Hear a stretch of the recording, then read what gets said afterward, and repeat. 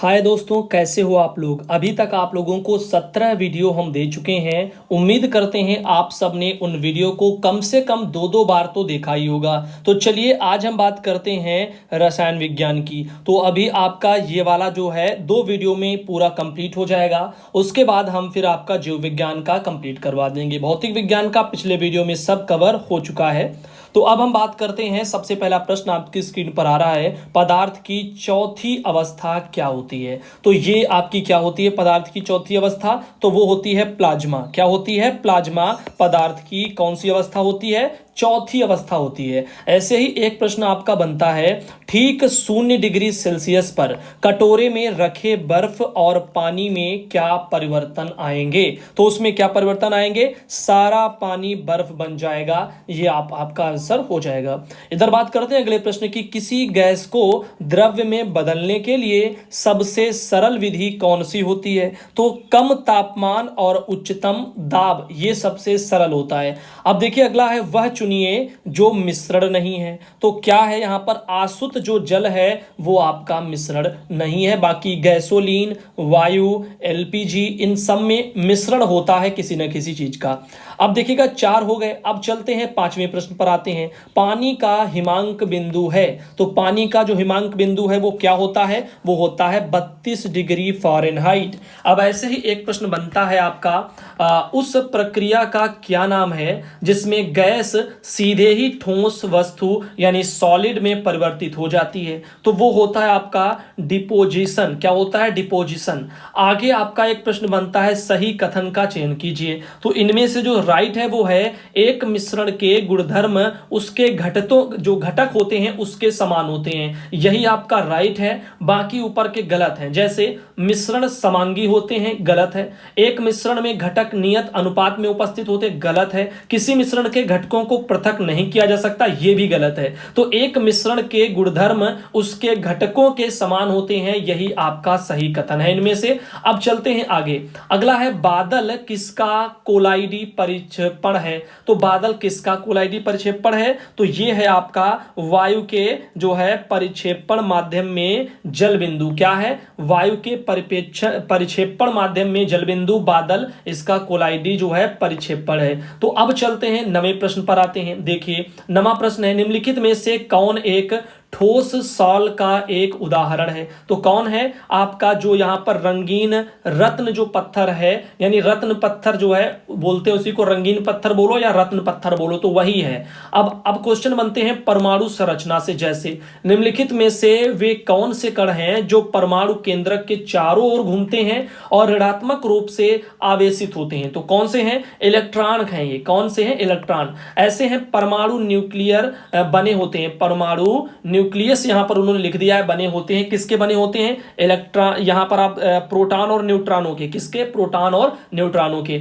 ये आपको ध्यान रखना है। अब न्यूक्लियस में जो है यहां पर या न्यूक्लियर में परमाणु क्रमांक को दर्शाता है। क्या दर्शाता है? तो वो दर्शाता है प्रोटॉनों को। तो न्यूक्लियस में प्रोटॉन जो है परमाणु क्रमांक को दर्शाता है। अब ऐसे ही क्वेश्चन नंबर 13 पर चलते हैं। 13वां क्वेश्चन आपके सामने आ चुका है, उन तत्वों को क्या कहा जाता है जिसमें समान संख्या में प्रोटॉन और भिन्न संख्या में न्यूट्रॉन होते हैं। तो उनको कहा जाता है समस्थानिक। क्या कहा जाता है? समस्थानिक। ये परिभाषाएं आपने 10वें 11वें 12वें में सब पढ़ी होंगी। जब आप एक परमाणु के न्यूट्रॉनों की संख्या को बदल देते हैं तो इसका जो है डैश डैश बदल जाता है। क्या बदल जाता है? तो उसका यहां पर क्या बदल जाता है? समस्थानिक बदल जाता है। तो ये दोनों का राइट आंसर क्या होगा? समस्थानिक होगा। अब देखिए परमाणु ऊर्जा के उत्पादन में प्रयोग किया जाने वाला आइसोटोप निम्नलिखित में से कौन सा है? तो वो है यूरेनियम 235। कौन सा? 235। अब परमाणु पाइल का प्रयोग कहां होता है?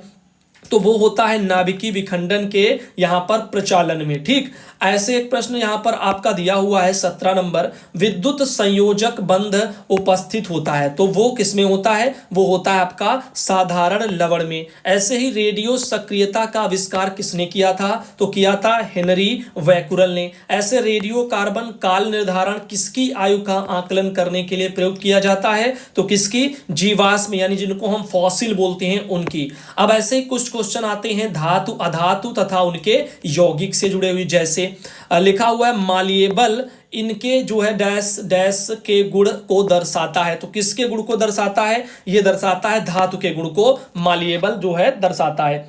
निम्नलिखित में से कौन सी धातु अपने चिन्ह को से जो है दर्शाया गया सामान्यतः बल्ब का तंतु या फिलामेंट बनने में उपयोग होता है? तो कौन सा है? वो आपका डब्लू जो है, क्या है? डब्लू। तो इस तरह से अब देखिए सोडियम और आमतौर पर निम्नलिखित में से यहाँ पर जो है किस पदार्थ में रखा गया? देखो टंगस्टन मैंने आपको बताया ना उस टाइम पर फिलामेंट वाला, तो ये आपको याद होना चाहिए। अब 22 नंबर क्या है? 22 नंबर में आपका है केरोसिन, मिट्टी का जो तेल है वही जो है यहाँ पर केरोसिन। सोडियम को आमतौर पर निम्नलिखित में से इस नाम से जानते हैं।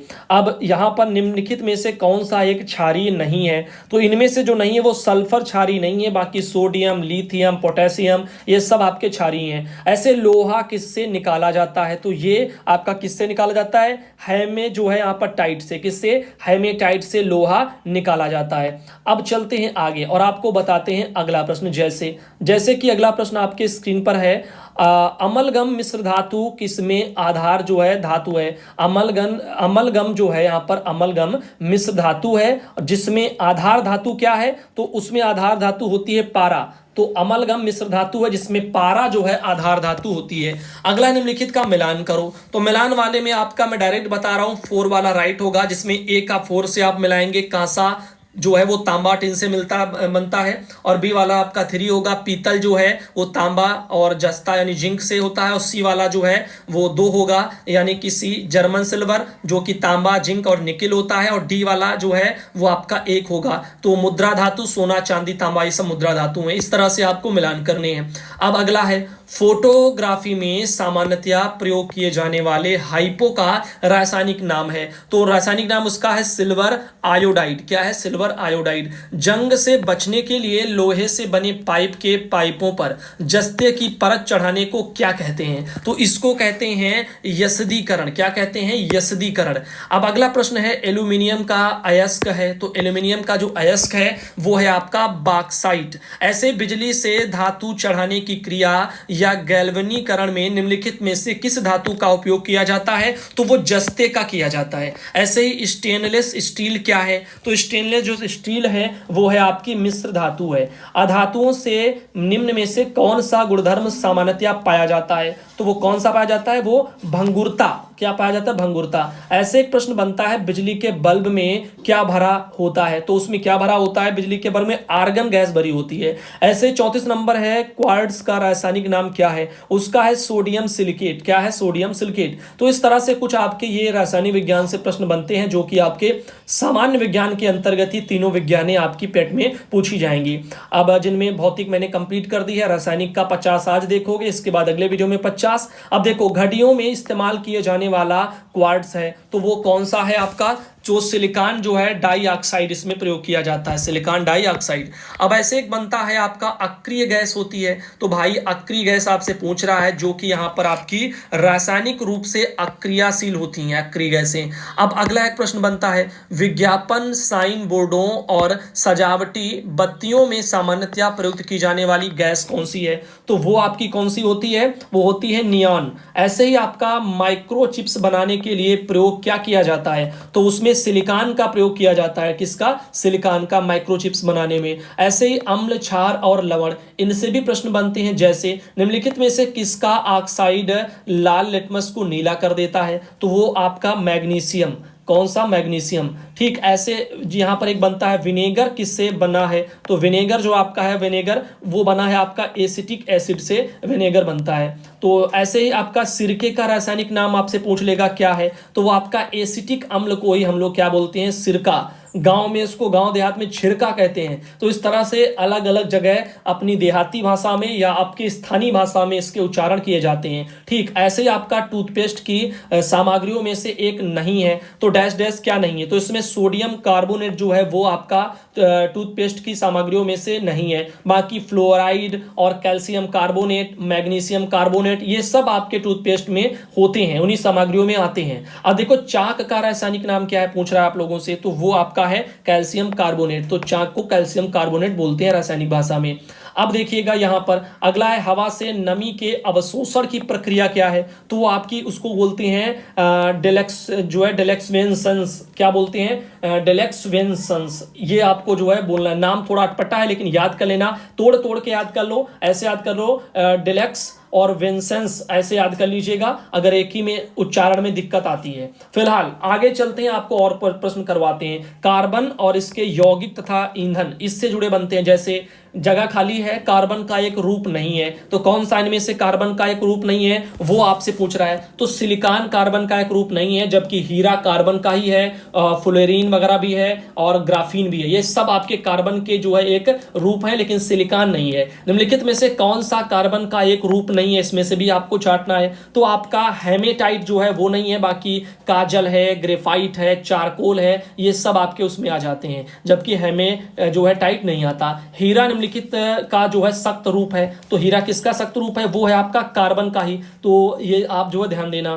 ठीक, कोयले की खदानों से भी ये काफी पाए जाते हैं। ग्रेफाइट की अपेक्षा हीरा अधिक कठोर होता है, इसका कारण पूछ रहा है क्या है, तो हीरे की जो है चतुष्फलकीय जो संरचना होती है उसी के कारण वो ज्यादा कठोर होता है। अब ऐसे ही निम्नलिखित में से कौन सा जो है पेंसिलें बनाने में प्रयुक्त किया जाता है, तो पेंसिल बनाने में प्रयुक्त होता है आपका ग्रेफाइट, क्या ग्रेफाइट प्रयुक्त होता है। ऐसे ही जो है यहाँ पर लेड पेंसिल में लेड का प्रतिशत कितना होता है ये आपसे पूछ रहा है, तो उसमें 0% जो है यहाँ पर लेड होता है, तो यानी लेड होता ही नहीं, लेड पेंसिल में लेड का जो प्रतिशत है वो 0% होता है। तो इस तरह से 50 प्रश्न आपने कंप्लीट कर लिए अपने रासायनिक विज्ञान से। अब शेष रह गए जो 50 प्रश्न हैं उनको हम जो है अगले वीडियो में आपको करवा देंगे। अब आपके 79 रह गए हैं, क्योंकि टोटल 99 प्रश्न ही आपके रासायनिक विज्ञान से हैं। अब ये जब अगले वीडियो में कंप्लीट हो जाएगा उसके बाद हम आप लोगों को जीव विज्ञान का करवा देंगे, उसके लिए 4 वीडियो लगेंगे, उसमें जो है यहाँ पर 4-5 लग सकते हैं, ज्यादा प्रश्न हैं। अब ऐसे ही आपका पूरा ये कंप्लीट हो जाएगा, फिर हम क्या करेंगे, फिर आपका हिंदी पोर्शन पर आ जाएंगे, और हिंदी जल्दी कवर होगा, है थोड़ा ज्यादा उसमें लेकिन कवर जल्दी होगा, क्योंकि आप लोगों को उसमें जल्दी याद हो जाएगा और याद भी होगा, बहुत कुछ है तो उसमें आसान भी